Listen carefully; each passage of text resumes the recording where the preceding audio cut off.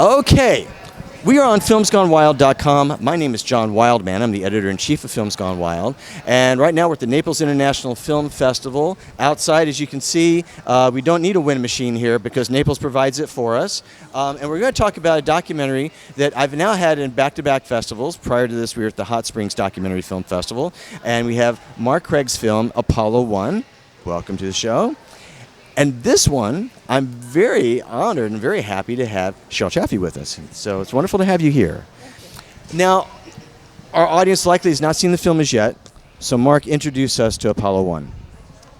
Apollo 1 is the story of a very pivotal moment that happened in the late 60s as NASA and indeed the whole country was on this massive quest to reach the moon. It had never been done before, and there was a great deal of technical difficulty and obstacle to overcome to try and fulfill JFK's great challenge to the nation. Oh, but it's so much more. You're being almost sweet and humble in describing it that way, because this film really is such a comprehensive look built around the Apollo 1 incident and what happened, but leading up to that and then the aftermath. But I was talking to a journalist about it, after I watched it, and I was going, not often do I watch a documentary and I go, this one is like a lesson plan. This film, if anybody wants to learn about this in any way whatsoever, this is required viewing, because you did such a fantastic job. And you had talked to me. We'd had a conversation in Arkansas about you being generously bestowed with footage and photos and things that that had not seen the light of day in many decades, which supplemented news report footage and things like that, or what have you, and so of course I had that in the back of my head, but it is so artfully constructed and so efficient that I was literally just looking forward to having the conversation with you after I watched it, to say that. But now let's talk to you. Yes, thank you, John. Mark talks to many family members who are related to, our astronauts who perished in Apollo 1, and we see, and it's one of the other, is kind of like one of the secret sauce in this film, is that we're not just seeing facts and figures and what's happened, but we're seeing the heart behind it all, and to have the benefit to have someone like yourself give their perspective of going through that, of being a part of the legacy of it, and what have you. It takes a lot of trust. It takes an intense amount of trust to a man or a woman comes in with their camera and says, "Here's my intention. This is what I want to do," and you go, a lot of people have been wanting to do that. Some have tried. Some have done things, And so I would love for you to talk about, when Mark first contacted you, your thoughts about it this time. Yeah, Mark was just really easy to talk to and to get along with. We met at the 50th anniversary, and that's when we kind of started talking about doing the film, and it took him several years to finally get it started, and he'd always kept in touch, so I felt like he's a friend. And when the film crew came, they were just relaxing. I mean, they just made it really easy to trust them and to talk to them, and I really wanted to tell the story, so I was very happy to do it. And well, and that's it, and you're, not just yourself, but there are a few others in the film that it really comes through in such an amazing, strong way that Mark kind of like gave you an ability to not set the record straight, but just to have a conversation, and and maybe in a little bit different way. And you know, and that's what I felt watching. I could be entirely wrong, but you know, but I'd love for you to talk about that. No, I do. Yeah, I think it was a conversation, and it all came from our heart, and we, you know, I think all of us that he talked to felt comfortable, and we just felt like this story needed to be told for a long time, and we're really pleased that it's out there now. Well, again, I think that, you know, I've said this on another documentary playing here, that, you know, one of the highest compliments you can give to the filmmaker is whether or not you think you did them right, so to speak. And I think Mark did in this case. And so, Mark, I'm going to come back to you now. And that is, you know, it's one thing to have the opportunity, to be given the opportunity and the grace and the trust to have those conversations and get that on film. But now, you still have to go back into the editing bay, and you have to interweave this within, like I said, the timeline and the facts, and, you know, and people saying, you know, I saw this, you know, coming down the pipe, and nobody was, you know, talking to me, or, you know, and those kind of things, to make it, you know, a cohesive, you know, build. So we, you know, who were not, you know, there in the late 60s, you know, are kind of caught up in the pitch of it. And, you know, and yes, we know what happened, but we don't know exactly what happened, likely. So talk about the challenges to get that right. In a funny kind of way, the global pandemic gave me more time to research, develop, and prepare for filming, because we felt like we were kind of ready to go, but couldn't go anywhere. No one could travel.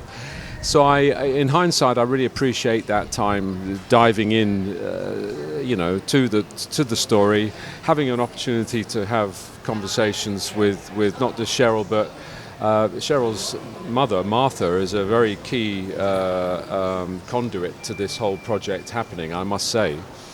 And it was in her junk room that we found gems of film cans that had I remember you telling me about that. And, yes. You know, so, you know, thank you for that.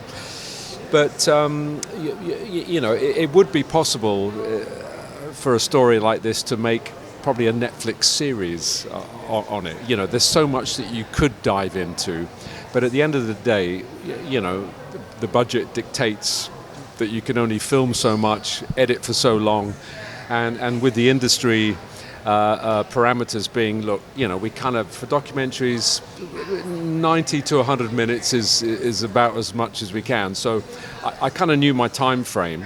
And the approach I have is really quite a simple one. You know, I write all the sort of the building blocks of the story on a little postcard, lay it on a table, shuffle the pack a little bit to see, you know, what flows as a narrative. And that's how we begin the edit. And inevitably you chuck a few scenes away. You know, I have said only yesterday the cutting room floor of an edit suite is often littered with diamonds, but there's no place for them in the end result. But I'm used to that now. I'm used to having to throw away interesting bits, because at the end of the day you want a very cohesive story. The editor I was working with totally understood that, and you do, you know, I like to build a very simple story, but with emotional complexity, you know, and that's hopefully what we did. There's certainly a few layers in this film. My final question for you both is that everything's done. You're now on the festival circuit with the film, and what oftentimes happens with a film like this is that now you're the expert. You know everything. And so the people, when you're doing Q&As, that, you know, they're going to ask you for your opinions and, you know, and inside information, because as far as we know, nobody knows more about the subject than Mark Craig. Now, on the other hand, for you, we have it's like we're in the living room with you, right? It's like we're having tea with you, and, you know, and so those questions that we may have been entertaining, that would be dancing around our heads, well, now we can actually ask you. And those audiences now can do that. And so then the question for you both is, one, are you okay with that? And then two, are you okay with that? So let's start with you, Mark. Yeah, I mean, thank you for the compliment. And yes, I suppose I have researched the story quite extensively. I know more about certain aspects than we could fit into the film, and I could probably, chat to you quite happily. But I'm the storyteller. I didn't live the story like Sheryl and everybody else in the film. So I would defer to their assorted experience, or in some cases expertise, about technical aspects of it that I wouldn't even presume to know more about. You may have noticed in the film that I haven't used a narrator or a voiceover. I prefer to let the people who were there take us through the journey, of the story. Yeah. Now, of course, I can control some of the questioning in the interviews and of course the shape of it in the edit to a certain extent, but really my personal preference is to let people sit down in a living room with each other and let them share, and sometimes I don't always know what's coming either. I prepared some questions, but you always get hit with things that you don't know about, like that incident that Rusty Schweikart mentions, which I would rather not spoil for viewers. But Sheryl, you must have a take on John's question there. As far as being asked questions from the audience. Because again, it's there's inherent generosity in you, frankly, just being here. Yeah.